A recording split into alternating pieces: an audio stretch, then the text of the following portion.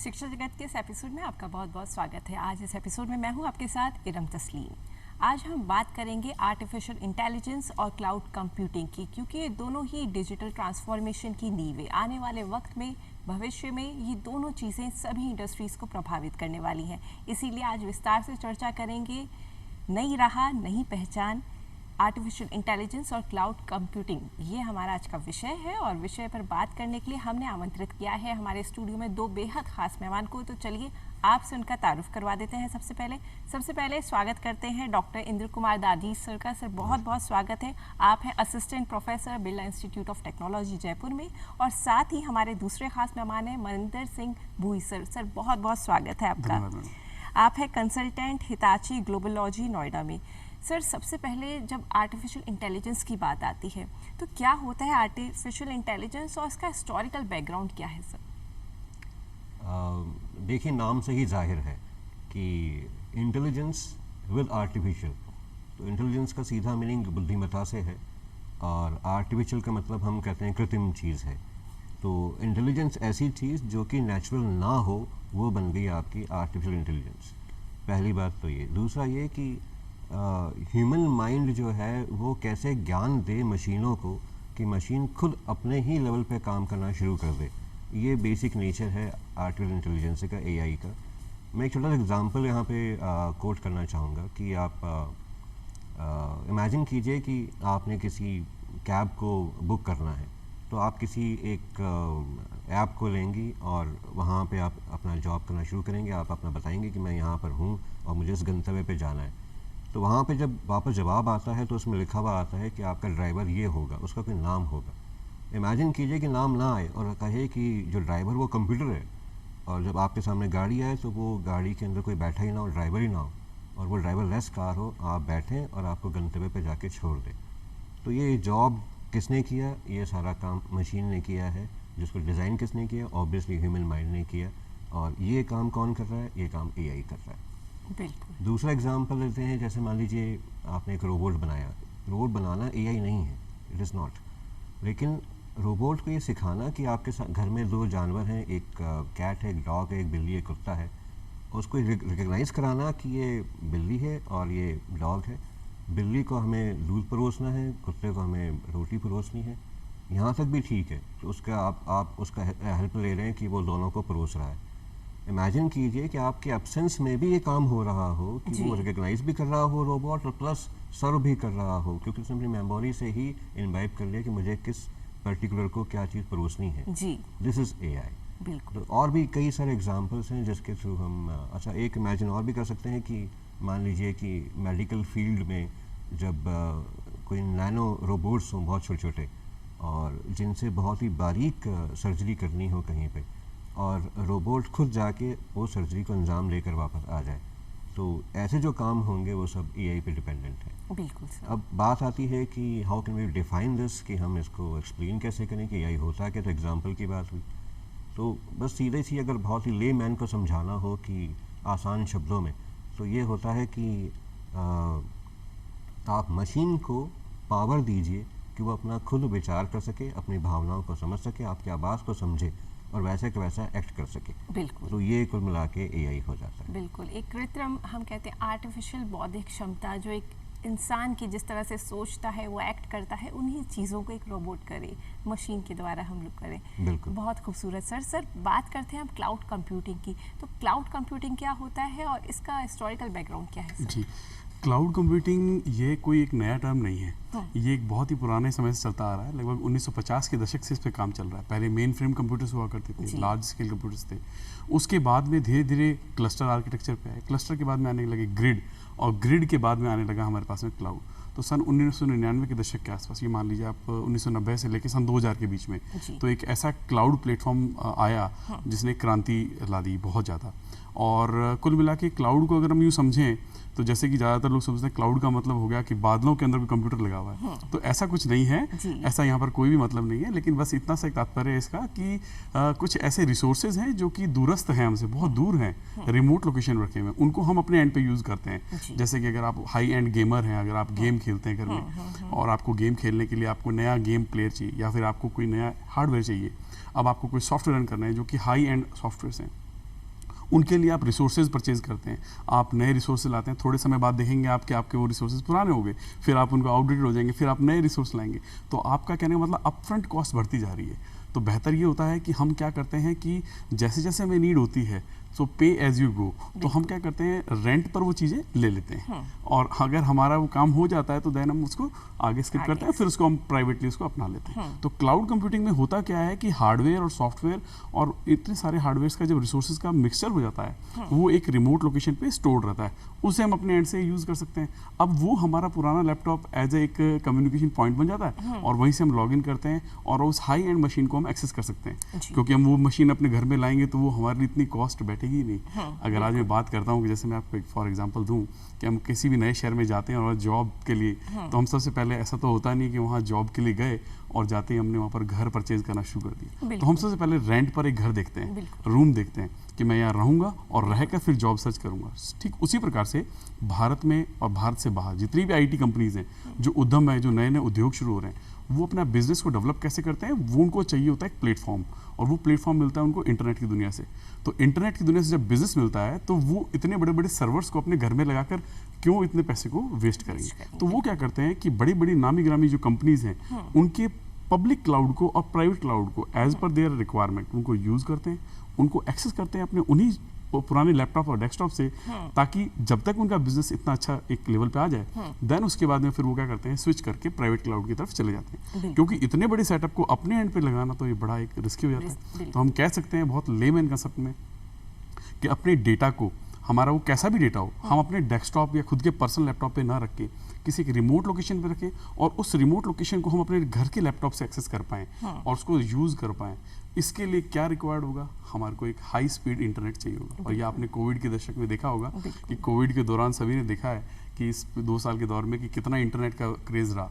तो इंटरनेट के द्वारा ही हम क्लाउड प्लेटफॉर्म तक पहुंचते हैं और हम उनको एक्सेस करते हैं। बिल्कुल सर, बहुत ही रोचक जो कॉन्सेप्ट है वो बताया। आगे इस पे विस्तार से भी चर्चा करेंगे सर। आर्टिफिशियल इंटेलिजेंस की तरफ अभी बढ़ने की हम कोशिश करते हैं। सर, आर्टिफिशियल इंटेलिजेंस जो होता है वो भारत के अगर हम बात करें तो शिक्षण संस्थानों में किस स्टेज से पढ़ाया जाता है और अभी कौन कौन से कोर्सेज अवेलेबल हैं?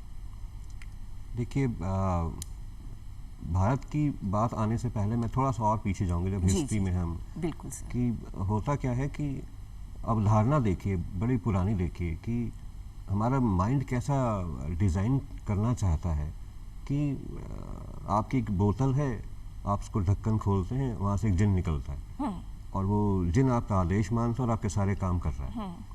और भी हमने हिस्ट्री देखी जिसके अंदर एक दिया है जिसको रब करें उसमें से एक जिन निकलता है और उसमें से भी जो आदमी निकलता है वो हमारी आज्ञा माने और हमारा काम करे जी। फिर जो पहली सदी थी वहाँ पे भी ऐसे संकल्पनाएं बनाई गई कि ऐसा रोबोट हो जो आदमी की बात सुने, ऐसी मशीन हो जो आदमी की बात सुने और हमारा काम कर दे।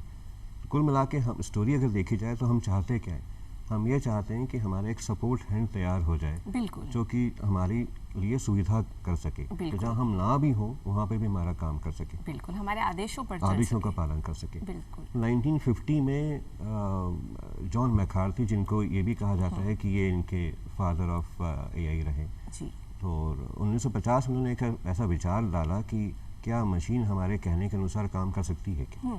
1956 आते आते उन्होंने इसको पुख्ता कर दिया, पूरे इंडिया मतलब पूरे वर्ल्ड में फैला दिया कि हम ऐसा कुछ काम करने वाले हैं, इसलिए इनको फादर कहा जाता है AI का। और उसके बाद उन्होंने इस पर शोध पत्र लिखे, कई सारे काम हुए। 1970 में तो जापान भी इसके अंदर कूद पड़ा और वो भी AI पे काम करा, फिर ब्रिटेन भी आ गया और नाउ अडेज भारत में भी इसका काम होना शुरू हुआ।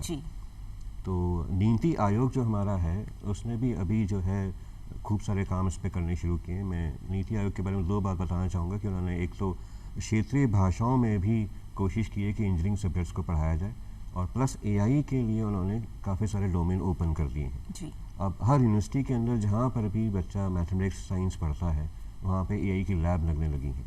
राजस्थान गवर्नमेंट भी इन दिनों इस पे ऊपर काम करने वाली है और ये भी AI के कुछ सेंटर्स खोल रही हैं राजस्थान के अंदर। और गवर्नमेंट ऑफ इंडिया ने भी इस पर खूब सारा काम किया है। सारी यूनिवर्सिटीज़ को आदेश दिया गया है कि वो AI की लैब्स डेवलप करें। जो भी बच्चा इंजीनियरिंग पढ़ेगा उसको AI के बारे में पूरा ज्ञान मिलेगा और अलग अलग भाषाओं में भी सिखाया जाएगा, not only in mathematics, not only in English, आपको अपनी क्षेत्रीय भाषा के अंदर भी एआई का ज्ञान दिया जाएगा। तो बिल्कुल भारत जो है इन दिनों जैसा है पूरी दुनिया के साथ कदम मिलाने की कोशिश में है, और नियर फ्यूचर जो मुझे दिख रहा है, अगर मैं अपनी बात करूं, तो कुछ टाइम बाद हम भी इसी प्लेटफॉर्म पे खड़े होंगे कि हम अच्छा से अच्छा एआई प्लेटफॉर्म तैयार करेंगे बच्चों के लिए, और उनका अच्छा ज्ञान दुनिया के बराबर हम दे पाएंगे। बिल्कुल सर बात होती है कि ये बहुत नई टेक्नोलॉजी, इसको पढ़ने के लिए, शिक्षा ग्रहण करने के लिए क्या मतलब अभी कोर्सेज अवेलेबल हैं जो हम कर सकते हैं? एआई की देखिए, जैसे मैंने बताया कि इंजीनियरिंग के आजकल तो जो कोर्स डिज़ाइंस होते हैं, जो पुराने हमारे सिस्टम हुआ करते थे आज से 10 बरस पहले, 20 बरस पहले, उनमें खूब चेंजेस आने लगे हैं। अब आप किसी भी इंजीनियरिंग की फील्ड को देखिए तो उसके अंदर एआई पढ़ाना लगभग आवश्यक होने लगा है, क्योंकि मशीनों के साथ जॉब करना आसान काम नहीं रहेगा। तो नियर फ्यूचर सारा एआई का ही है और कंप्यूटर्स का ही है। तो the meaning of computer is now AI होने वाला है कुछ टाइम बाद। तो गवर्नमेंट ऑफ इंडिया अब बड़ी सजग है और ये बताने चाह रही है कि हम हर बच्चे को जो कि टेक्नोलॉजी को पढ़ना चाहता है उसको हम एआई डेवलप करा सकें। उसके लिए हर यूनिवर्सिटीज़ के अंदर इन्होंने लैब बनाने के लिए कहा हुआ है, और नियर फ्यूचर देखिए कि इंडिया बहुत तरक्की करेगी। बिल्कुल, भविष्य में हम देखते हैं एआई का कब्जा होगा चीज़ों पर। बिल्कुल हो सकता है। यही क्लाउड कंप्यूटिंग को लेके आते हैं सर, क्यों क्लाउड कंप्यूटिंग पढ़ना आज की तारीख में ज़रूरी है? क्लाउड कंप्यूटिंग को मैम पढ़ना इसलिए बहुत ज़रूरी हो चुका है क्योंकि हमारे ये एक दैनिक जीवन का पार्ट बन चुका है। क्योंकि अगर हम मोबाइल से लेकर लैपटॉप और हम ऑनलाइन क्लासेस देखें, या बच्चों के अटेंडेंस देखें, या बच्चों के जो असाइनमेंट्स आते हैं स्कूल से उन्हें देखें, टीचर्स का पेरेंट्स के साथ में जुड़ाव, व्हाट्सएप के ग्रुप के अंदर बोलना, कई बार व्हाट्सएप ग्रुप के अंदर कोई कुछ बोल ना सके तो उसको कहने का मतलब रिस्ट्रिक्ट करना, तो ये सब जो हम जो देख रहे हैं, है ना, पिक्चर्स का अपलोड होना, डेटा हमारा स्टोर रहना, तो ये धीरे धीरे आने वाले समय में हम ऐसा हो जाएगा हमारे साथ में कि हम एक लेवल पे आके इस प्रकार से हो जाएंगे कि हम इसके बगैर रह नहीं पाएंगे। तो ये अवेयरनेस बहुत ज़रूरी है हमारे व्यूवर्स के अंदर भी, हमारे कैंडिडेट्स में, हमारे जो स्टूडेंट्स जो देख रहे हैं, दर्शक देख रहे हैं, उन सबको इसके लिए इन जरूरी नहीं है कि ब्रांच स्पेसिफिक हो। बच्चों में ये बड़ी अवधारणा रहती है कि हम कंप्यूटर साइंस से हैं, हम आईटी बैकग्राउंड से हैं तो ही सीख पाएंगे। ऐसा कुछ भी नहीं होता, क्योंकि जो मैंने देखा अभी तक इंडस्ट्री के अंदर, आप किसी भी बैकग्राउंड से हो, आप किसी भी स्ट्रीम से हो, बस आप में वो ज़ील होनी चाहिए, पढ़ने की ललक होनी चाहिए, तो आप सीख सकते हैं। राइट। दूसरी बात ये कि आपको कुछ ऐसे प्री रिक्विसाइट्स होते हैं जो आपको कवर करने पड़ते हैं। जैसे कि अगर मैं बात करूं कि आपको आगे बढ़ने के लिए इंग्लिश की जरूरत है, तो आपको ए से लेकर जेड तक सीखना पड़ेगा, अल्फ़ाबेट सीखने पड़ेंगे। ठीक उसी प्रकार से अगर आप क्लाउड में जाते हैं, एआई में जाते हैं, डेटा साइंस में जाते हैं, व्हाटएवर, तो आपको कुछ प्री रिक्विसाइट्स कोर्सेज हैं, ट्रेनिंग प्रोग्राम्स हैं जो उन्हें आपको पढ़ना पड़ता है। तो हमें कोई ऐसा स्पेशलाइजेशन नहीं है इसमें, बट भारत सरकार ने इसके लिए भी काफ़ी कोर्सेज लॉन्च कर रखे हैं। जैसे कि सीडेक हुआ, उसके अंदर ही कोर्सेज हैं। तो क्लाउड कंप्यूटिंग अब हमारे आने वाले समय में एक हमारे जीवन का अभिन्न अंग रहेगा, और हम इसको भूल नहीं पाएंगे। क्यों? क्योंकि हमारी डेली लाइफ जो है वो हमारे कैलेंडर पर आधारित रहती है। हमें टू डू टास्क क्या क्या करने हैं, किन से मिलना है, कहाँ जाना है, मीटिंग कितने बजे शेड्यूल्ड है, जो हमें अलर्ट देता है 15 मिनट पहले कि देखिए अलर्ट आ रहा है। तो नोबडी नोज कि इससे पहले क्या हो रहा था कि हम अलार्म लगा के बैठे हुए थे मोबाइल में, व्हाटएवर। सो आने वाले समय में सिर्फ यहाँ तक सीमित नहीं रहेगा, हमारा डेटा भी एक ऐसी जगह पे रहे और उस डेटा के सुरक्षित होने की भी गारंटी हो। ये सबसे बड़ा क्लाउड कंप्यूटिंग के अंदर महत्वपूर्ण पॉइंट होता है कि आपका डेटा सुरक्षित होना चाहिए। पता पड़ा आपने अपना डेटा इस जगह अपलोड कर दिया, वहाँ से डेटा के डिलीट होने की या चोरी होने की बहुत ज़्यादा एक संभावना हो सकती है। तो आप एक ऐसा प्लेटफॉर्म चूज करते हैं जहाँ पे हमारा डेटा हमेशा के लिए सुरक्षित रहे। बिल्कुल सर, राइट। और डेटा भी सुरक्षित रहे, और आने वाले टाइम में चीज़ों को किस तरह से गवर्न कर रहा है आपका क्लाउड कंप्यूटिंग सर, उस पर भी बात करेंगे, डायनामिक्स पे भी बात करेंगे, आर्टिफिशियल इंटेलिजेंस की तरफ बढ़ते हैं सर।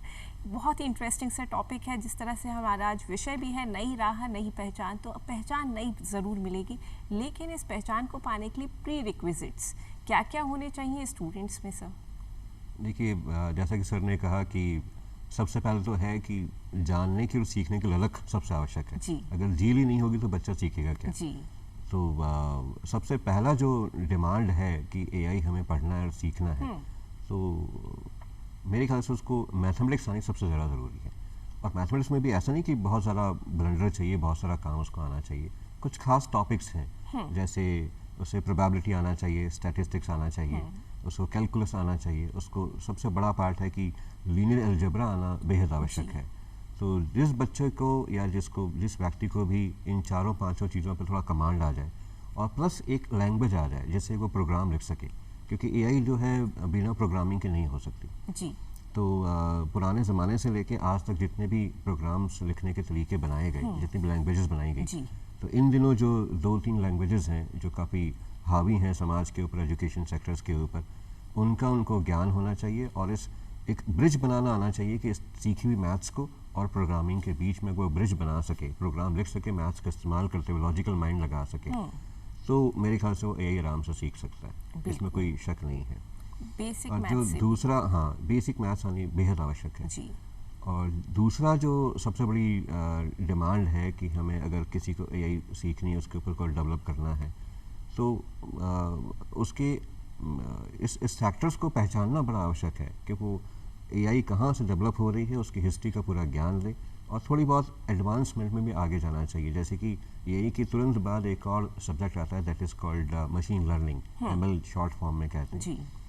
और डीप लर्निंग उसके बाद आता है। जी। तो एक तरह से एक कंप्लीट पैकेज है, जिसको एआई आ गया उसको मशीन लर्निंग भी आना चाहिए और डीप लर्निंग भी आना चाहिए। कि केवल एआई आने से वो तरक्की नहीं कर पाएगा। तो मशीन लर्निंग आने से ये होगा कि जैसे मैंने एग्जांपल में कोट किया था कि आपने ये तो बता दिया कि किसी मशीन को कि ये काम ऐसा करना है, बिल्कुल। लेकिन बार बार बताने से बचने का तरीका क्या है कि उसको एमएल भी सिखा दीजिए। एमएल का मतलब होता है कि आप उसको हिस्ट्री से इनवाइब करना सिखा दीजिए कि अब मशीन अपनी हिस्ट्री से जानकारी खुद ले और उस पर काम करना शुरू कर दे। ऐसा नहीं कि आप बार बार इंस्ट्रक्शन देंगे तो आपकी एनर्जी जा रही है और आप दूसरे काम कब करेंगे जब आपकी मशीन अगर बार बार आपसे डिमांड करेगी तो उस तरह बढ़ने के लिए आपका ज़रूरी है कि आपको मशीन लर्निंग भी आनी चाहिए और उसके बाद डीप लर्निंग भी आनी चाहिए।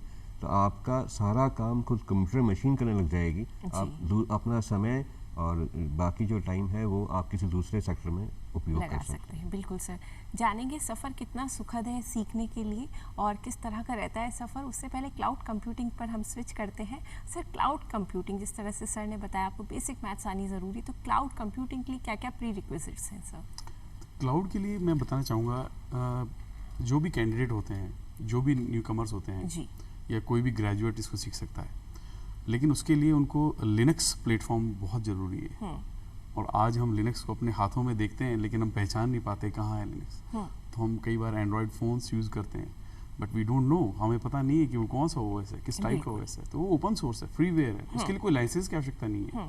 सो we must have to know, हमें सबसे पहले ये पता होना चाहिए कि हम क्या लिनक्स की दुनिया में जा रहे हैं। तो मैं किसी एक स्पेसिफिक ब्रांड को यहाँ प्रमोट नहीं कर रहा, ना मैं किसी अन्य एक ऐसे ऑपरेटिंग सिस्टम को बता रहा हूँ जो कि हमारे को सर्विसेज देता है, बिल्कुल राइट, जो हमें एक प्लेटफॉर्म देता है, हार्डवेयर से जोड़ता है। तो हमें जब हम लिनक्स सीखते हैं या हम कोई अदर ऑपरेटिंग सिस्टम लेते हैं, सो उसके बाद में हम चीज़ें क्लियर कर पाते हैं one by one, step by step. जैसे कि एक स्टैक, जैसे कि बिल्डिंग बनती है, ठीक उसी प्रकार से हम क्लियर कर पाते हैं ऑपरेटिंग सिस्टम के अंदर आप, राइट, नेटवर्किंग कैसे हो रही है, स्टोरेज कैसे आ रहा है, राइट। और मान लीजिए सपोज करें कोई मुझसे पूछेगा कि सर मुझे तो ना 1990 के अंदर जो गाने चलते थे वो ला के दिखाइए या वो मुझे प्ले करके दिखाइए, सो मैं आपको अवेलेबल करा दूंगा, बट वो इनकी स्ट्रीमिंग थोड़ी सी स्लो होगी जी, बशर्ते कि आज के जो गाने हैं सॉन्ग्स, तो इनको स्टोरेज को भी मेंटेन करना, पुराने डेटा को रखना, हिस्टोरिकल डेटा को रखना, ये बहुत महत्वपूर्ण है। हम हिस्टोरिकल डेटा को छोड़ नहीं सकते क्योंकि जो एनालिटिक्स है वो पुराने डेटा पे होती है ना, कि भाई पुराने 100 साल का डेटा देखा, फिर हमने एस्टिमेट दिया कि देखिए ऐसा होगा। तो ये सब चीज़ें क्लाउड कंप्यूटिंग के साथ चलती हैं। और एआई जो है वो बेसिकली यूँ कह सकते हैं कि सुपर सेट है क्लाउड का, और क्लाउड प्लेटफॉर्म के ऊपर चलता है वो, राइट। इससे कॉस्ट इफेक्टिव भी होता है, बिल्कुल, राइट। तो हम यूँ कह सकते हैं कि एआई सुपर सेट हो गया, उसके अंदर हो गया आपका मशीन लर्निंग, जिसको हम एमएल बता रहे थे सर। जैसे कि मशीन सेल्फ लर्न करे, हम लर्न नहीं कर रहे, मशीन लर्न कर रही है कि मैं क्या करूंगा, जैसे कि रोबोट है, व्हाटएवर, अपनी प्रोग्रामिंग खुद ही तय कर रहे हैं। और थर्ड जो आ रहा है deep learning, that is very important. वो अपने आप में एक ऐसी ट्रिक रहेगी जहां हमारे कहने का मतलब हम उसमें समय ज़्यादा देते हैं डीप लर्निंग में, और प्रोग्रामिंग ऐसे लिखते हैं एल्गोरिथम की शेप में, ताकि वो खुद डिसीजन ले सके कि मुझे क्या करना है, बिल्कुल ह्यूमन बीइंग की तरह। जैसे आप हमारे सामने बैठ के क्वेश्चंस कर रही हैं, तो हो सकता है आने वाले समय में कुछ ऐसी रोबोट्स हो जो कि हमसे क्वेश्चन आंसर करें, और ऐसा हो चुका है, बट मैं नाम नहीं लूंगा अभी यहाँ पर, बट ऐसा हो चुका है और ये अवेलेबल है। वाकई दुनिया बहुत आगे और बहुत तेज़ी से बदल रही है। ज़रूरत है हमें भी अपने आप को अपडेट रखने की, टेक्नोलॉजीज़ को सीखने की, जिससे चीज़ों को बेहतर ढंग से हम डिलीवर कर सकें। सर, आर्टिफिशियल इंटेलिजेंस की अगर हम बात करते हैं, तो जिस तरह से आपने यात्रा बताई कि 3 स्टेजेस की जो यात्रा है, वो आपसे जानना चाहेंगे कितनी सुखद रहती, किस तरह के चैलेंजेस आते हैं इनको सीखने में? देखिए चैलेंजेस तो हर राह में है। आप मतलब ए फॉर एप्पल भी बच्चा सीखता है तो वहाँ पे भी कोई ना कोई चैलेंज आते हैं, ऐसा कोई इशू नहीं है। लेकिन ये है कि जैसे मैंने बताया कि जब तक ये बेसिक नेचर्स बच्चे को नहीं आएंगे, किसी कैंडिडेट को नहीं आएंगे, तो एआई लर्न करना मतलब थोड़ा मुश्किल होता है। ये इतना आसान भी नहीं है कि हम मतलब स्कूल एज के अंदर बहुत कुछ सीख लें। लेकिन ये ज़रूर है कि अगर आप लगातार प्रयास करते रहें तो ऐसा भी नहीं कि ये नहीं सीख सकते। प्रोग्रामिंग बहुत बड़ा इशू है इसके लिए। और जैसे कि सर बता रहे थे कि बिना डेटा हम कुछ नहीं कर सकते। इसमें बहुत सारा डेटा इन्वॉल्व होना ज़रूरी है। खूब सारा डेटा जब आप प्रोवाइड कराएंगे तभी जाके उसको जो मशीन है उसको आइडिया होगा कि हाँ मुझे इतने सारे डेटा को समराइज़ कैसे करना है। इसमें एक बहुत छोटा सा टॉपिक होता है जो बच्चे समझते हैं मैथमेटिक्स को, वो समझ पाएंगे कि एक पीसीए करके एक टॉपिक होता है। तो वो अगर पीसीए बच्चे को समझ में आ रहा है, एसवीएम समझ में आ रहा है, तो बहुत सारे डेटा को हम एक छोटे प्लेटफॉर्म पे कैसे कन्वर्ट कर पाएँ, हम छोटे डायमेंशन पर कैसे लेके आएँ। तो छोटे डायमेंशन पर लेके आते हैं तो क्योंकि स्कूल एज में सिखाया जाता है 2 डायमेंशन क्या होता है, 3 डायमेंशन क्या होता है। तो अगर आप मल्टी डायमेंशंस को 3 या 2 डायमेंशन पर लेकर आ जाएँ तो चीज़ को देखना और समझना ज़्यादा आसान हो जाएगा। बिल्कुल सर। तो सबसे बड़ा जो चैलेंज है वो ये कि इतने सारे डायमेंशंस को, कई सारे डायमेंशंस को लेके एक छोटे प्लेटफॉर्म पे लाया कैसे जाए। मैं इसमें यहाँ पे भी एक एग्जांपल कोट करूँगा कि मान लीजिए कि कोई पिक्चर है वॉल्फ की है, ठीक है, तो उसके चेहरे पे कहीं सफ़ेद बाल होंगे, कहीं ब्राउन होंगे, कहीं काले होंगे, ठीक है, कहीं उसकी आँखों का कलर कैसा होगा, ब्लू है कि ब्राउन है, ठीक है, उसका एक शेप होगा कि वो शेप कैसा है। अब उसको कई सारे मल्टी पिक्सल्स के अंदर ब्रेक कर दीजिए तो आपको छोटे छोटे बारीक सारे दाने दिखते हैं कि भाई हर एक दाने को हम समझ पाएँ कि यहाँ पे ये चीज़ स्पेशली दिख रही है, नज़र आ रही है। अब जैसे आप पिक्सल में ब्रेक करोगे ना, किसी भी पिक्चर को आप बहुत गौर से देखें तो बहुत दाने दाने नज़र आते हैं, बहुत दूर से देखते हैं तो फोटो नज़र आती है। अब उतने सारे पिक्सल्स को इतना सारे डेटा बना दीजिए। अब उस डेटा को एक छोटे प्लेटफॉर्म पे कन्वर्ट करना और वापस से री एनालाइज करके मशीन को ये बताना कि ये वॉल्फ है, ये एआई करती है। बिल्कुल। तो आप इमेजिन कीजिए कि इतना सारे डेटा को कंपाइल करके छोटे प्लेटफॉर्म पर लेके आना और फिर उसको कंक्लूजन निकालना कि ये वॉल्फ है। बहुत ये चैलेंज जो है ये बहुत और सेंसिटिविटी के साथ इस तरह की चीज़ों को, उसकी पिक्चर बिगड़नी नहीं चाहिए। बिल्कुल। उसका जो एक्सप्रेशन है, भाव है उसके चेहरे का, वो बिगड़ना नहीं चाहिए और सबको लगना चाहिए कि हाँ, मशीन को लगना चाहिए कि हाँ ये वॉल्फ ही थी। चैलेंजेस बहुत बड़े हैं, रिजल्ट्स बहुत सुंदर है। सर, चैलेंजेस को लेकर आपके पास आते हैं, क्या चैलेंजेस है क्लाउड कंप्यूटिंग जब हम सीखते हैं स्टूडेंट्स को जो जनरली फेस करने पड़ते हैं? सबसे बड़ा जो इशू होता है वो होता है रिसोर्सेज का। क्योंकि अगर हम बात करें कि ऑफलाइन की तो हमारे पास में लैपटॉप्स होते हैं, डेस्कटॉप होते हैं, बट जो ऑपरेटिंग सिस्टम या जो सॉफ्टवेयर हमारे रिक्वायर्ड होते हैं, चाहे वो अब करिकुलम के अकॉर्डिंग देखें या अगर हम बात करें राजस्थान में या राजस्थान से बाहर या पूरा ऑल ओवर इंडिया में, तो जो इंजीनियरिंग कॉलेजेस हैं जो अभी पढ़ा रहे हैं क्लाउड कंप्यूटिंग, तो दिक्कत ये आती है, चैलेंज ये आते हैं कि उनके जो हार्डवेयर होते हैं वो कंपैटिबल नहीं होते। नंबर 1 बात। तब जब हार्डवेयर कंपैटिबल नहीं होते तो फिर दिमाग में एक सिक्योरिटी कंसर्न आता है कि क्यों ना हम क्लाउड पे चल जाएं। बच्चे कहते हैं सर हमारे देखो सर फ़ोन से भी हम एक्सेस कर सकते हैं इसको। तो हम वो कहीं ना कहीं कॉलेज में उसको एक सिक्योरिटी कंसर्न से जोड़ देते हैं। तो बच्चा जब सीखता है कॉलेज के अंदर तो वो इस प्रकार सीखता है कि मेरे को तो बस डेस्कटॉप और लैपटॉप पे ही डेटा स्टोर करना है, इसके अलावा नहीं। और जब वो इंडस्ट्री में जाता है वहाँ देखता है तो वो क्लाउड पे काम कर रहा है और डेटा डिस्ट्रीब्यूटेड है। It means your data is distributed. आपका डेटा आपके पास में नहीं है, बट वो एक ऐसी जगह पर है जहाँ पर वो सुरक्षित भी होना चाहिए और वो कहने का मतलब आपके लिए एक्सेसिबल भी होना चाहिए। पता पड़ा उसका डाउन टाइम हो गया। तो चैलेंजेस रहते हैं सबसे बड़े कि हमारे पास में जो रिसोर्सेज हैं वो एप्रोप्रिएट होने चाहिए, एडुकेट होने चाहिए प्रॉपरली, और अगर नहीं है तो क्लाउड यही कर रहा है आपके और क्लाउड कंप्यूटिंग के बीच में एक सामंजस्य स्थापित कर रहा है और आप अपने एंड से डायरेक्टली लॉगिन करते हैं और उस मशीन को एक्सेस कर लेते हैं। बिल्कुल। तो ये चीज़ें हमें समझनी पड़ेंगी, चीज़ों को बहुत रिसोर्सेज को लेके। आखिरी सवाल, क्योंकि वक्त की कमी है सर हमारे पास, रोज़गार को लेके हम कुछ भी चीज़ चुनते हैं, करियर ऑप्ट करते हैं, तो रोज़गार कितना है? तो आर्टिफिशियल इंटेलिजेंस क्लाउड कंप्यूटिंग में रोज़गार की संभावना है सर, बहुत संक्षिप्त में सर। देखिए कि हालांकि कई लोग ऐसा विचार करते हैं कि जब एआई या क्लाउड हमारी ज़िंदगी में कदम रख चुके हैं, रखने वाले हैं बहुत ज़्यादा, तो कहीं ऐसा ना हो कि जब मशीनें ही काम करने लगेंगी तो रोज़गार कहाँ से मिलेगा। जी। लेकिन मेरा पर्सपेक्टिव थोड़ा सा उल्टा है। मैं देखता हूँ कि मशीन बनाने वाला जब ह्यूमन माइंड है तो उसको मेंटेनेंस करने के लिए भी आदमी ही चाहिएगा, उसको मेंटेनेंस करने के लिए भी माइंड चाहिएगा, उनके मशीनों को और सिखाने के लिए भी व्यक्ति की आवश्यकता पड़ेगी। बस ये है कि आपको मशीनों के साथ जूझना है आने वाले टाइम में, तो डेफिनेटली आप ये हमेशा रोज़गार बढ़ेगा, इसमें कोई शक नहीं है।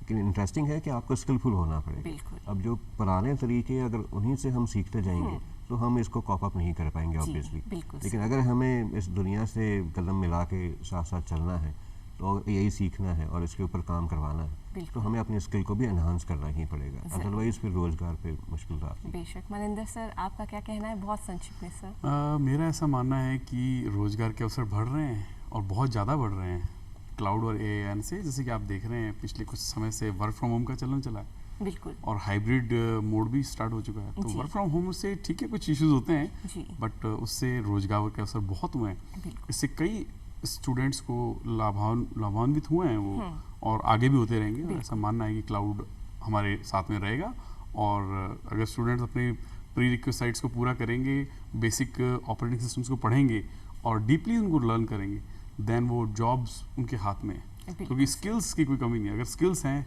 तो जॉब डेफिनेटली आपको मिलेगी। बिल्कुल। तो सर हम यहाँ ये कह सकते हैं, अगर स्किल्स हैं, पढ़ने की ललक है आप में, सीखने का जज्बा है, तो आप इस क्षेत्र में आके अपना सुनहरा करियर ज़रूर बना सकते हैं। बहुत बहुत शुक्रिया आप दोनों का, आप दोनों यहाँ पर आए और इतनी अच्छी जानकारी आज हमारे कार्यक्रम में दी सर। बहुत बहुत शुक्रिया। और आर्टिफिशियल इंटेलिजेंस और क्लाउड कंप्यूटिंग, और ये दोनों जो चीज़ें हैं वो जो हमारी ज़िंदगी को बदलने की क़ुव्वत रखती है। नई राह, नई पहचान है, जज्बे भी बहुत हैं, चैलेंजेस भी बहुत हैं, लेकिन अगर आप बनना चाहते हैं, सुनहरा अवसर इस क्षेत्र में पाना चाहते हैं और कुछ खास करना चाहते हैं, तो ये राह ज़रूर आपकी है। अब इजाज़त दीजिए तस्लीम को। नमस्कार।